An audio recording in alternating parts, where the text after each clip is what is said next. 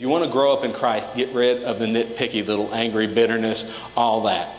Don't start backbiting your brothers. Don't start backbiting people that hurt you 20 years ago. I heard a story one time about a guy who had an argument. I'm kind of trying to remember this whole story. Basically, a guy had an argument with a man 20, 30 years in the past. And they meet up somewhere like 30, 40 years later. And they're both older gentlemen. And they're going to fight over something. Now, I don't know if y'all have ever seen old men fight. But when it happens, like you see two 80-year-old men get into a fight, it's funny. But the thing was there was two, I can't remember the whole story, but I remember a pastor friend of mine in Louisiana telling me this story about, he had two guys that had a fight in the church and they would not come to the same church. They wouldn't come together. They had a homecoming and they both showed up and they were going to have it out in the parking lot to finish their feud, basically. And he said, I walked out there and one of them had a walker and the other one had a cane. They were heading towards each other. And he said, all I could do was kind of laugh. They had held this bitterness in their hearts for their entire lives. And they got down to it. And when they got right up to each other, one of them said, well, what are we fighting over? And the other one said, I really don't remember. I just don't like you. And they couldn't even remember what the fight was over. Thing is this, when we get bitterness in our hearts, a lot of times we get the root of the bitterness in our hearts. We get it built up. And you know what happens? We'll get mad. We'll stay mad. We might even forget, like these guys, they completely forgot what it was even about. But they were still mad about it. And they didn't know why. A lot of times we get bitterness and that causes us to lose our effectiveness, to lose that. This whole church reunion thing they had going on, a homecoming, and the only thing that pastor could remember was two old men were going to fight in the front yard. That shows kind of what happens. When we let bitterness hit in our hearts, it hurts our effectiveness. It hurts our way to reach out for Christ. Verse 32. And be kind and compassionate to one another, forgiving one another, just as God also forgave you in Christ. When we grow up in Christ, there's some things that have to change in our hearts. When we start growing up and we start growing up in our faith, we have to let stuff go.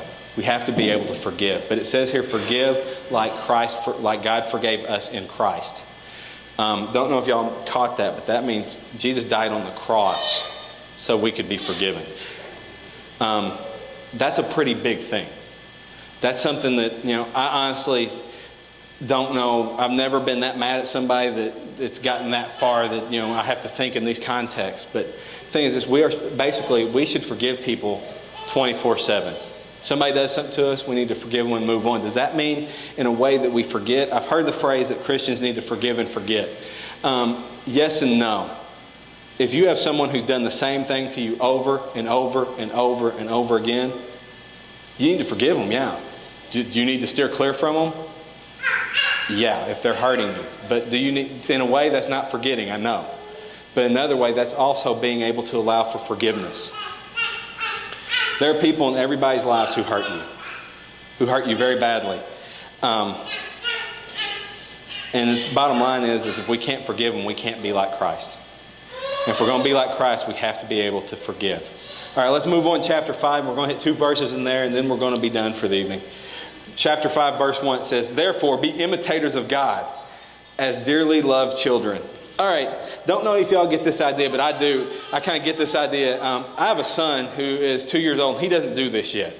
But when I was a kid, and I was about 4 or 5 years old, you know who I wanted to be when I grew up? I wanted to be my dad. And I imitated him all the time, even to the point, at one point, I got dirt on my dad has a mustache. I got dirt down. I found like grease and I made myself a mustache. And I went home with glasses on because I didn't wear glasses then. I wear contacts now. But I went home with a pair of welding goggles on. Dirt under like here. So I had a little mustache. And I walked in with my hat on and I was real dirty. And I walked right behind my dad. And my mom went, wow, it's like you and a midget of you. I wanted to imitate my dad because I wanted to be like him. I even got to the point, my dad he used to do this, and I wish I had a hat. I'm going to borrow Bill's Bible for this. My dad used to get mad, and he'd have his hat on. This is a really bad hat. And this is going to hurt, isn't it? I'm going to not hurt myself when I do this. He'd take his hat off when he got mad, and he would hit his hat on his knee, and he would go, and walk off. And when he stopped doing that, I found this out the other day. I was like 7 years old, and actually I was probably older than that.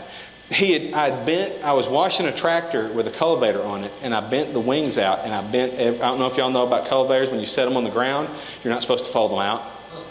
I folded it out with the wings out, and I bent every row. It was an 8-row cultivator, so I bent like 4 rows, or 2 rows, I don't remember, 8 row. I bent rows. And my dad came out and he takes his hat off and he goes, "Jason Crow, well, I'll tell you." And he hits his hat on his leg, and I'm behind him, and I go, "Well, I'll tell you." And I did the